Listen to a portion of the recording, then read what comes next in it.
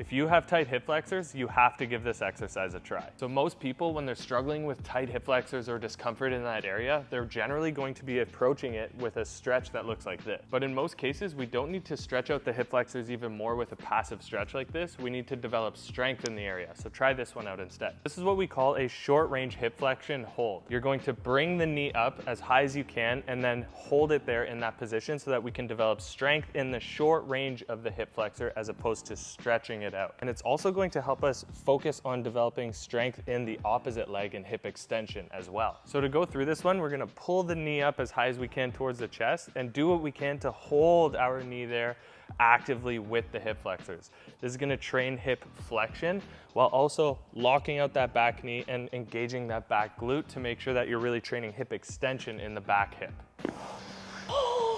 It's spicy as hell, but you got to give it a shot. It's going to make a huge difference on how those hip flexors feel.